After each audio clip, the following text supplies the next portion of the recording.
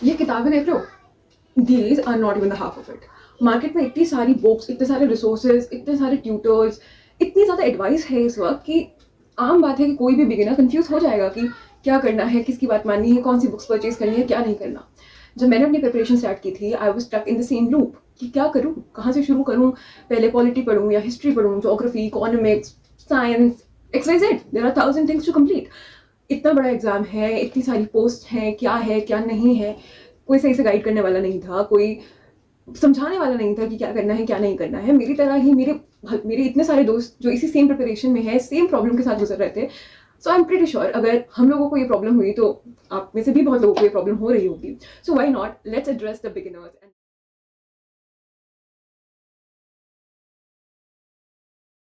Okay, to start with, let's address the elephant in the room. UPSC है क्या, examination कैसे करवाता है, क्या प्रोसीजर रहता है, क्या नहीं। To begin with, UPSC stands for union public service commission and UPSC CSC का एग्जाम साल में एक बार करवाता है। CSC stands for civil service examination. हम लोग बिल्कुल बेस से शुरू करेंगे because I am considering that you are watching this video, you are just beginner, आपने बिल्कुल अभी सोचा है कि मुझे एग्जाम करना है, तो हम बिल्कुल स्क्रैच से बात करेंगे। No short forms, no shortcuts, only deep बातें जो आप तक पहुंचे। So let's do it. तो जब ये सीएससी का एग्जामिनेशन होता है, ये 3 फेजेस में होता है। 3 phases, prelims, mains and the personality test which is the interview as well. Prelims जब होता है, prelims is a 1 day examination और ये पूरा एमसीक्यू बेस्ड या ऑब्जेक्टिव बेस्ड पेपर है। इसके अंदर 2 एग्जाम्स होते हैं। पहला एग्जाम हमारा जीएस का एग्जाम होता है। GS stand for general studies. General studies में हमारे subjects as an history, polity, geography, economics, science, art and culture, law सारे जितने भी टॉपिक्स हैं वो आते हैं। इसके अलावा जो दूसरा पेपर होता है, सेम डे होता है कुछ गैप के बाद, that is about C SAT. C SAT is a aptitude test जहाँ पे आपके मैथमेटिक्स और रीजनिंग स्किल्स को एंड इंग्लिश भी देखी जाती है कि is the person sitting for this exam able to do all of that और नॉट। इसके बाद जब आप लोग प्रीलिम्स क्लियर कर लेते हैं तो एक कट ऑफ, एक मेरिट निकलती है, उसमें जो लोग क्वालिफाई करते हैं वो मेंस के लिए अपीयर करते हैं। Now mains is a written test, आपको उसमें डिस्क्रिप्टिव आंसर्स लिखने होते हैं। इसके अंदर बहुत सारे एग्जाम्स होते हैं। You have GS 1, 2, 3, 4 and then you have your optionals and then there is this one essay test और लैंग्वेज टेस्ट। तो इसके अंदर बहुत सारे टेस्ट हैं। इसके बारे में भी हम आराम से बात करेंगे, क्या है, कब होता है, क्या नहीं होता। इसके जब मेंस का एग्जाम होता है तो उसमें भी दिन में आपके 2 एग्जाम्स होते हैं, दोनों डिस्क्रिप्शन बेस्ड होते हैं, आपको लिखने होते हैं आंसर्स। तो it's a lengthy process, obviously you understand. फिर जब आप मेंस क्लियर करते हैं तब आप लोग जाते हैं इंटरव्यू राउंड के लिए। इंटरव्यू राउंड को क्लियर करने के बाद जब ये तीनों राउंड को क्लियर कर लेता है तो उसके बाद एक कट ऑफ लिस्ट आती है, एक मेरिट लिस्ट आती है। उस मेरिट लिस्ट में आपकी रैंक्स निकलती हैं और वो रैंकिंग के हिसाब से, आपके स्कोर्स के हिसाब से आपको पोस्ट अलॉट होती है। The top scorers goes into IAS and it's about the preference as well. लेकिन यूजुअली जो माना जाता है कि जो टॉप स्कोरर्स होते हैं, if they have preferred for IAS as their first priority, तो उनको आईएएस रैंक्स मिलती है। ग्रेजुअली धीरे धीरे नीचे जाते हुए पोस्ट और उनकी अलग अलग पोस्ट मिलती हैं। आई एम नॉट सेइंग कि कोई पोस्ट इंपॉर्टेंट नहीं है, बिकॉज ऑब्वियसली वो सब है। Okay, so now let's talk about कि आपको प्रिपरेशन कब शुरू करनी चाहिए, आपके पास कितना टाइम है और आपको कितने अटेम्प्ट्स मिलते हैं। तो starting of with UR category, that is unreserved category, or the general category. General category people get 6 attempts and that starts from age 21 to 32, and whereas OBC people get 9 attempts from age 21 to 35, and SC/ST people get unlimited attempts from age 21 to 37. So yeah, that is how the attempt and the age limit works in UPSC. तो अब point ये है, ये सब जानने के बाद एक कॉमन क्वेश्चन, एक कॉमन डाउट सबके दिमाग में ये होता है कि हम प्रिपरेशन शुरू कब करें। कि दीदी मैं स्कूल में हूँ, क्या मुझे अभी से शुरू कर देना चाहिए, मैं कॉलेज में अभी आया हूँ, क्या मैं अभी शुरू करूँ, या मेरा कॉलेज खत्म हो गया है, I am a working professional, what's the right time. See, I graduated last year and I had this dream to go in this service from last 10 years almost now. I was 11 when I had this dream for the first time. तो constantly मेरे दिमाग में भी school में एक question था कि जब मैं 11th में आने वाली थी कि कौन सी फील्ड चूज करूँ, क्या मुझे ह्यूमैनिटीज चूज करनी चाहिए, क्या मुझे वो हेल्प करेगा। जब मैं ग्रेजुएशन में आई तो मुझे सब्जेक्ट्स चूज करने में दिक्कत थी कि मैं कौन से सब्जेक्ट्स चूज करूँ। कि although I opted for science in my 11th standard and then I opted for chemistry honours in my college which has nothing to do with the paper. So there are some things which I could have done better कि आप वो ना करो। ठीक है, अगर आप अभी स्कूल में हो एंड ऑब्वियसली अगर आप स्कूल में हो तो यू हैव 3, 4, 5 years। मेरा अपना पर्सनल रीजन जो था, मैंने कॉमर्स इसलिए नहीं लिया because I am not interested in commerce at all. मेरे को अकाउंट्स, बिजनेस, इकोनॉमिक्स में I am still interested but not in accounts and business and everything else. तो commerce was not a point for me ever, and I generally have a scientific temper. तो I thought कि मैं ये history geography वगैरह cover कर सकती हूँ even after school or college, but science is something I liked. I always loved knowing things from that perspective, so I took science, and that is one thing my parents wanted me to have also. जब college की बात आई तो I was trying to get into some law colleges, and obviously I fill the form for the university. उस time पे merit based admission हुआ करते थे, और उसके बाद से ही CUET आया है, तो I was the last batch जिसको मेरिट पे एडमिशन मिला. पॉइंट इज कि जब मैं एडमिशन ले रही थी तब भी मेरे को ये डाउट था कि what should I do law और should I go in my BSc, और what I got into a few law colleges, but then मेरे को ये था कि लॉ करने में 5 साल लग जाएंगे और 3 साल में ग्रेजुएशन करके मैं जल्दी से फटफट अपना UPSC के अटेम्प्ट देने शुरू कर सकती हूँ. तो मतलब मुझे 2 साल का थोड़ा रिलैक्सेशन, मतलब थोड़ा ज़्यादा टाइम मिल रहा था अगर मैं लॉ करती और BSc में. So that's why I opted for BSc chemistry, and I think that was a mistake, because not a mistake as in that मेरे को कुछ समझ में नहीं आया, कुछ मैंने जाना नहीं, but I believe कि अगर मैंने law करी होती तो I would have been much more happier, and I would have been much more content in my own life. ठीक है, I still wanted to do LLB sometime in my life, but yeah, point is follow what your passion. Don't think of this exam as the final goal, because you never know, things are very uncertain. Paper में बहुत uncertainty रहती है कि क्या आएगा क्या नहीं आएगा. It's for a reason one of the hardest toughest exams of India. That is for a reason guys. So अगर तुमको इंजीनियरिंग करनी है इंजीनियरिंग करो, तुमको लॉ पढ़ना है तुम लॉ पढ़ो, और तुमको अगर साइंस में इंटरेस्ट है तुम साइंस पढ़ो. जब पेपर देने की बारी आएगी तब सोचना उसके बारे में कि क्या करना है. अगर तुम्हारा बिल्कुल फाइनल है कि UPSC ही करना है, UPSC के अलावा कुछ नहीं करना, हमको IAS ऑफिसर ही बनना है, हमारा पहला आखिरी सारे गोल्स UPSC ही है, then you should opt for some humanities subject in your graduation. Let's say do political science honors, do history honors, because I have seen people get benefit from that. And I would say कि अगर मैंने chemistry honors की जगह political science honors किया होता तो जितना time शायद मेरे को इस वक्त आर्टिकल्स, कॉन्स्टिट्यूशन और ये सब पढ़ने में लगता है वो ना लगता. ठीक है, everything comes with its benefits and everything comes with the मतलब down points, but do what do you think is best meant for you, because आप सोसाइटल प्रेशर में कोई भी सब्जेक्ट ले लें, जैसे आपका फाइनल है कि UPSC ही है, तो there is no point of taking chemistry, right. Now coming to the point, आप स्कूल में हैं, आप अपनी फील्ड चूज करना चाहते हैं, तो देखें अगर आप एक साइंटिफिक टेम्पर रखते हैं, आप सोचना चाहते हैं चीज़ों के बारे में, आप एक्सपेरिमेंट्स करना चाहते हैं, आप देखना चाहते हैं कि चीज़ें क्यों होती हैं क्यों नहीं होती हैं, तो आप अगर ह्यूमैनिटीज ले लेते हैं तो that is somewhere boring for you, and वो आपकी पूरी पोटेंशियल को यूज करना नहीं होगा, क्योंकि you could do much better than just reading those books. I am not saying humanities आसान होता है, it's not easy at all, but वहाँ पे what I believe, my personal belief is that कि वहाँ पे थोड़ा थिंकिंग स्किल और थोड़ा साइंटिफिक टेम्पर ऑब्वियसली डेवलप नहीं हो पाता, बिकॉज आप वही पढ़ रहे हैं जो ऑलरेडी चल रहा है. There is lesser scope of invention and there is lesser scope of thinking something out of the box in humanity subject as compare to science. I am not saying कि ह्यूमैनिटीज आसान है या science मुश्किल है, कुछ भी नहीं बोल रही हूँ मैं, but you get the point, right? So think what your temper is like, think what you are best at, and according to that then choose what stream or what course do you want to pursue. अगर आप लोग एक working professionals हैं and आप लोग सोच रहे हैं कि बहुत लेट हो गया है यार, अब टाइम नहीं मिलता, क्या करूँ क्या ना करूँ, गाइस अभी भी टाइम है. It's never too late to do anything. I will talk about my father. When he was preparing for his SSC examination, he had family to feed and he has job and everything. भाई वो office से आके रात भर पढ़ाई करते थे and सुबह उठ के फिर ऑफिस जाते थे, बिकॉज घर में पैसा तो लाना था ना वो बच्चों को पालने के लिए. तो and now he is at a very good rank, he is a very good post, and all credits to वो मेहनत जो उन्होंने शायद वो 1-1.5 साल रात को जाग के वो मेहनत करी, which gave him all what he have right now. तो अगर आप चाहते हैं एंड आपके पूरा तमन्ना है कि हाँ मुझे कुछ करना है, मुझे इस प्रोफेशन में अटके नहीं रहना, मुझे देश के लिए काम करना है, मुझे ब्यूरोक्रेसी में जाना है, guys you can do anything you want, you can be anything you think. ठीक है, this brings me to another very big doubt कि कोचिंग जाना चाहिए या नहीं जाना चाहिए. मैंने जब प्रिपरेशन शुरू करी मैं कोचिंग नहीं गई, बट मेरे सारे दोस्त, मोस्ट ऑफ द दोस्त जो UPSC तैयारी करते हैं वो सब कोचिंग जा रहे थे. यहाँ पे मैंने 2 चीज़ों में डिफरेंस देखा. जो लोग जिन्होंने सोचा कि मुझे UPSC करनी है और सोचने के साथ ही वो कोचिंग सेंटर्स में चले गए, उनकी वो थिंकिंग स्किल्स इतनी डेवलप नहीं हो पाई कि क्या एग्जाम है क्या नहीं है. There is no offence to anybody, but जो मेरा ऑब्जर्वेशन है उस हिसाब से उन्होंने कभी ये नहीं सोचा कि यार ये पढ़ने से ज़्यादा फायदा होगा, ये पढ़ने से ज़्यादा फायदा होगा, ये करने से.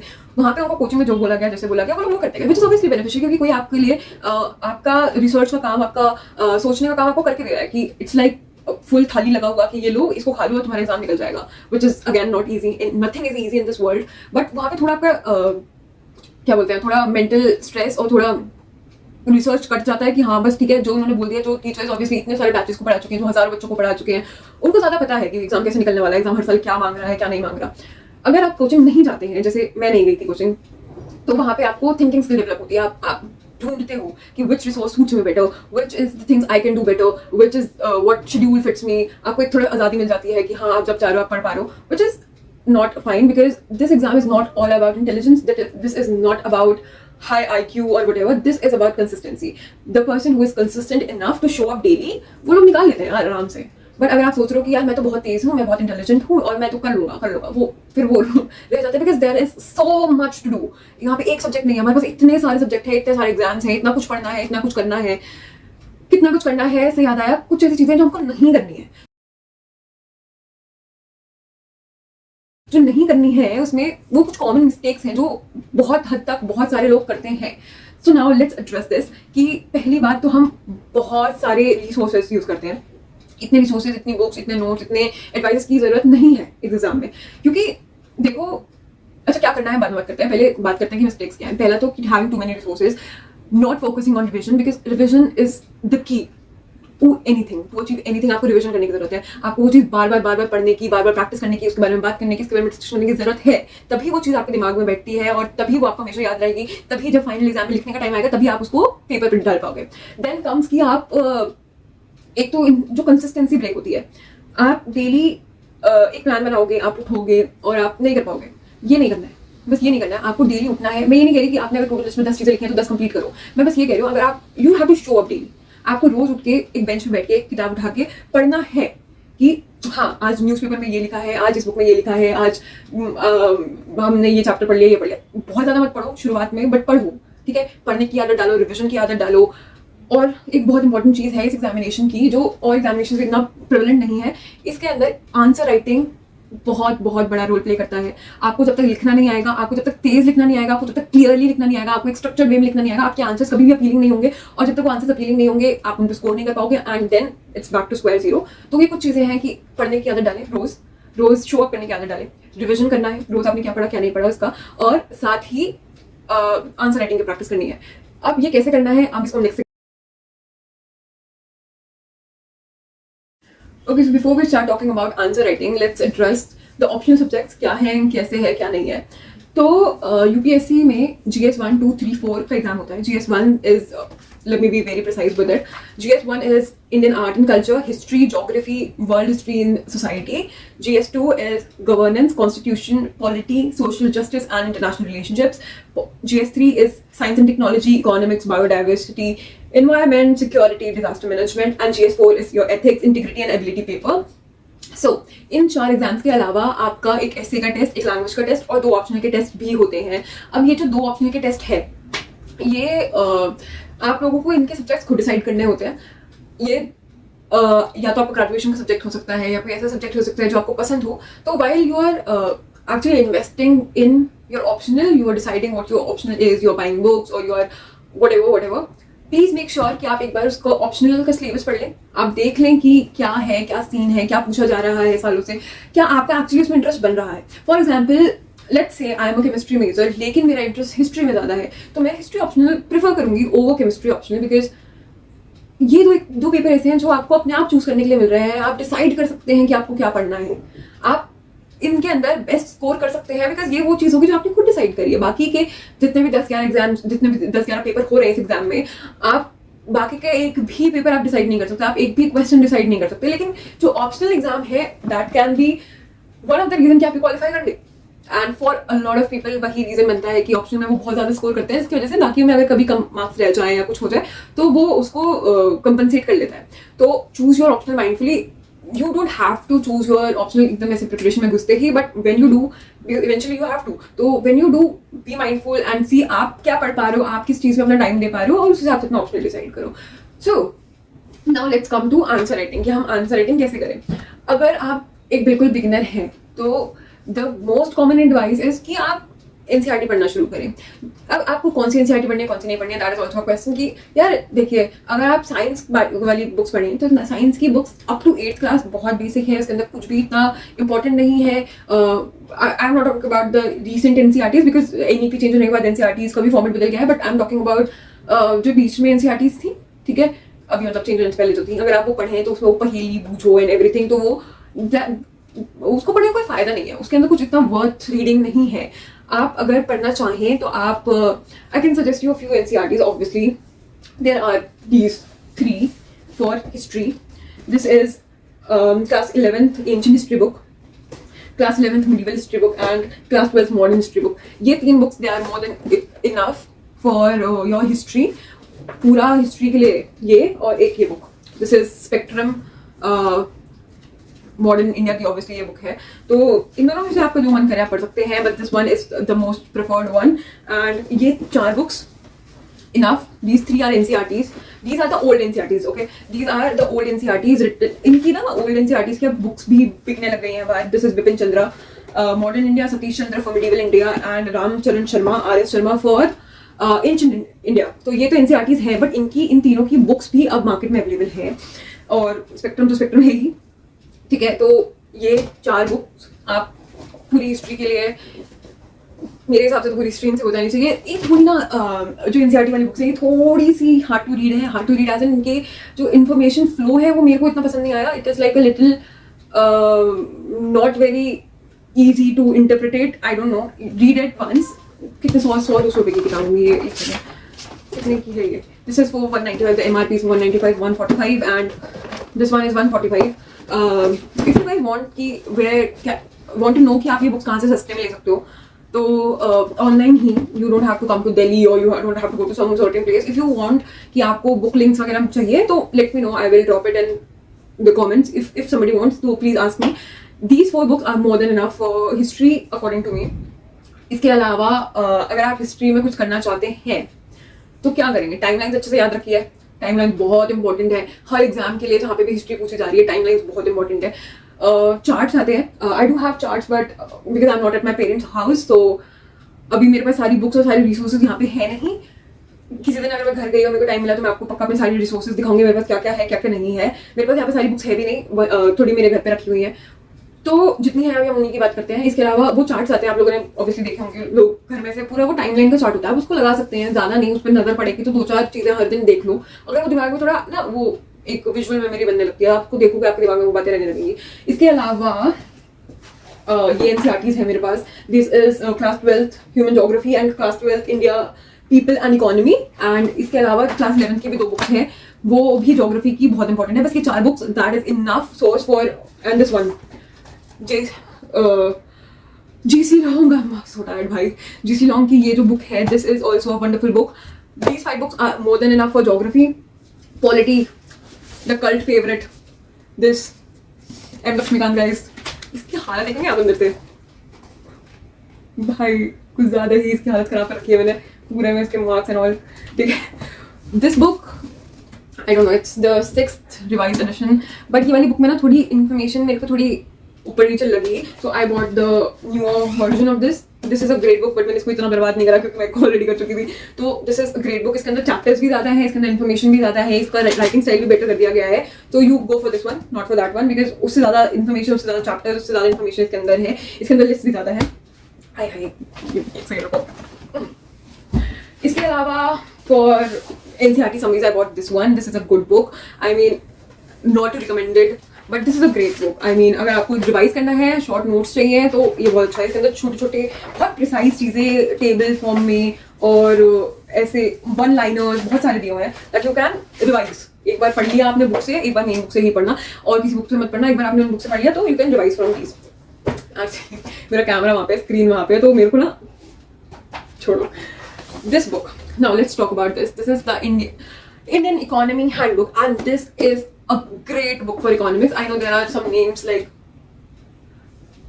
I don't know the names. तो कुछ बुक्स है यार, I don't remember the name of the authors, but हाँ कुछ बहुत फेमस इकोनॉमिक्स बुक है। मेरे को नाम इसलिए याद नहीं क्योंकि मैंने कभी उसको पढ़ा ही नहीं है, उनको ऑप्ट नहीं करा। मैंने सारी इकोनॉमी सिर्फ इस किताब से पढ़ी है। For all the exams I have been in recent times, मेरी इकोनॉमी बहुत अच्छी है बस इस किताब की वजह से। And this is a handbook from upscprep.com। उन्होंने अभी इसका हार्ड कॉपी निकाल दिया है, बट जब मैंने इसको बाइंड करवाया था तब सिर्फ इसकी सॉफ्ट कॉपी अवेलेबल थी उनके वेबसाइट पे, तो मैंने वहाँ से डाउनलोड करके इसको प्रिंट करवा लिया था। This is a awesome book, very well written, very precisely written, और या अगर आपको इसकी सॉफ्ट कॉपी चाहिए तो इनके upscprep.com पे इनकी सॉफ्ट कॉपी अवेलेबल है।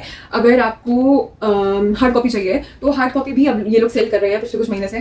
काश ये पहले कर देते तो मुझे ये सब नहीं करवाना पड़ता, बट मैंने उनसे उनके बुक निकालने से पहले इसको प्रिंट करवा लिया था। तो ऑब्वियसली ऑसम बुक, बहुत तमीज से, बहुत अच्छे से टेबुलेटेड फॉर्म में एक एक पॉइंट को अच्छे से बताया गया है। फॉर एग्जाम्पल सी यहाँ पे एक्सप्लेनेशंस कितने अच्छे से ये टेबल में बना के दिए हुए हैं। इन हर चैप्टर के पीछे क्वेश्चंस दिए हुए हैं कि क्या क्वेश्चंस आ रहे हैं पीवाईक्यूज में, क्या नहीं आ रहे हैं, कैसे पूछे जा रहे हैं। अच्छे से ग्राफ वगैरह बना के दिए हुए हैं। Obviously economics is about graphs, but this is very beautifully written book and you should opt for this. Economics के लिए आप ये बुक ले सकते हैं, totally very well written book, highly recommended, go for it. And for then there are other subjects like environment and what do we have, governance वगैरह के लिए भी कुछ NCERTs है। साइंस एंड टेक के लिए तो आपकी साइंस की बुक्स फ्रॉम 11th-12th की बुक्स आर इनफ। इन्वायरमेंट के लिए we have this green book from some IAS Academy, Shankar IAS Academy. We have this green book from Shankar IAS Academy. I have that book, but it's back at my parents' place, तो वो भी मेरे पास है नहीं आपको दिखाने के लिए। Ethics Integrity की भी एक बुक आती है। Let me check the name. Wait a minute. Ethics book. Wow. It is a lexicon for ethics. Lexicon is a great book, very much recommended. And please आप बुक्स खरीदने से पहले ना देख लीजिएगा कि आप क्या पढ़ पा रहे हैं, क्या नहीं पढ़ पा रहे हैं, उसी के बाद बुक्स ऑप्ट करेंगे।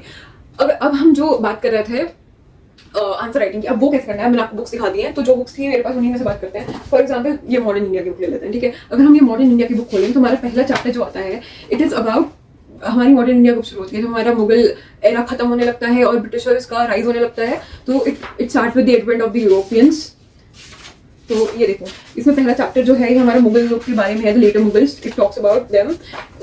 इसमें ये बंगाल के नवाबों के बारे में बात कर रहे हैं, क्योंकि ऑब्वियसली हमारी बैटल हुई थी। कौन सी बैटल हुई थी बताइए?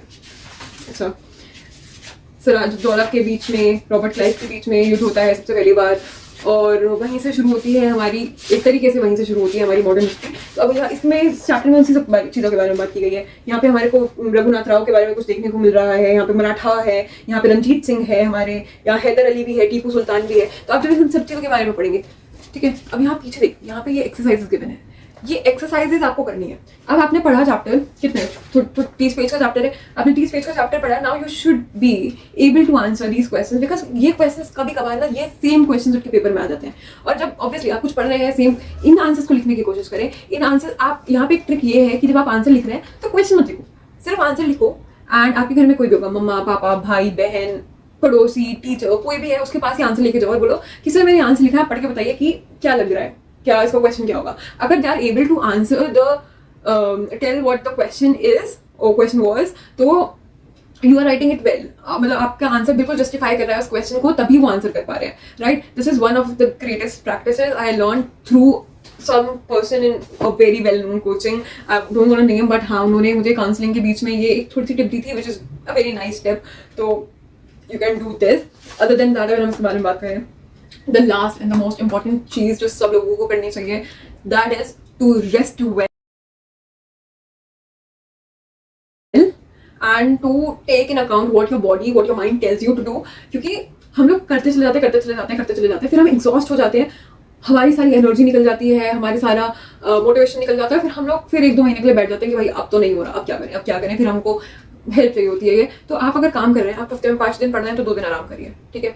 लेकिन 5 दिन जब पढ़ना है ना तो बहुत अच्छे से पढ़ना है, कि 2 दिन जब आप आराम कर रहे हो तो वो आराम आपको लगे कि हाँ ये वेल डिजर्व्ड है, ये मैंने कमाया है, ठीक है। रेस्ट करना बहुत आसान है, कोई भी 24 घंटे नहीं पढ़ सकता, कोई भी 24/7 नहीं पढ़ सकता। अगर आपको ताने सुनने को मिल रहा है कहीं से कि भाई वो तो उसका बच्चा तो इतना ज़्यादा पढ़ता है, तुम क्यों नहीं पढ़ते हो, उसकी बेटी इतना पढ़ती है, तुम क्यों नहीं पढ़ते हो, उतना करो जितना तुम्हारी बॉडी अलाउ कर रही है, उतना करो जितना तुम कर सकते हो। बिकॉज सब सेम नहीं होते, सबका टेम्पर सेम नहीं होता, सबका पोटेंशियल सेम नहीं होता। तो जितना तुम कर पा रहे हो उतना करो। Don't compare yourself with anybody, your journey is totally and purely yours and you are only one responsible for it. तो डोंट ब्लेम एनीबॉडी फॉर कि अरे आज मैं नहीं पढ़ पाया, उसकी गलती थी, उसने बुला लिया था, ये कर लिया था। You have the capability to say no.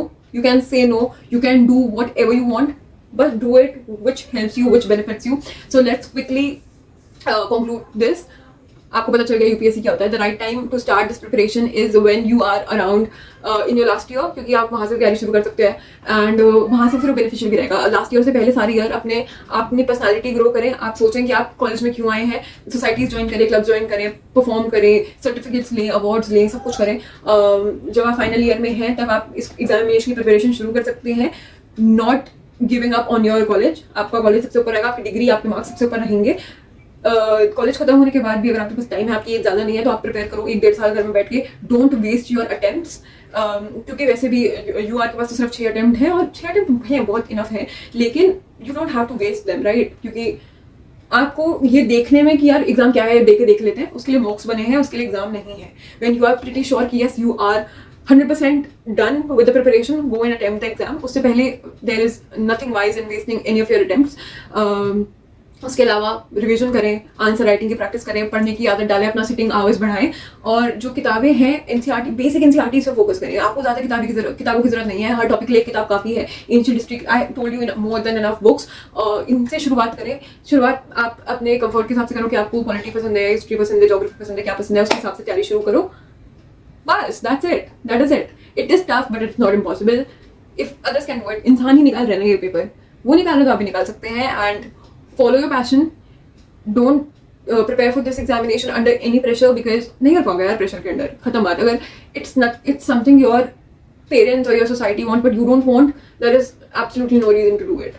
Okay, एक बार को पेरेंट्स को मैं फिर भी मान सकती हूँ कि हाँ वो जानते हैं मेरा बच्चा क्या चीज़ कर सकता है, उसके लिए बेस्ट क्या है। लेकिन अगर सोसाइटी प्रेशर में या पीयर प्रेशर में आप ये सब करना चाह रहे हैं, तो guys go and follow your passion. एक मछली को अगर आप पेड़ पे चढ़ाएंगे तो कभी नहीं उस चीज़ में चढ़ पाएगी, and it's just disappointments then. So yeah, अगर आपके पास भी टाइम है, आप 21 साल के नहीं हैं, आपका कॉलेज खत्म नहीं हुआ है, तो sit with your self, explore कि आप क्या करना चाहते हैं, आपकी मर्जी क्या है, आपको क्या पसंद है, क्या पसंद नहीं है, उन फील्ड्स में अपना करियर बनाएं and you will flourish for sure. So here I am signing up. Thank you for watching. Thank you for being up until here if you are. And all the best. Bye.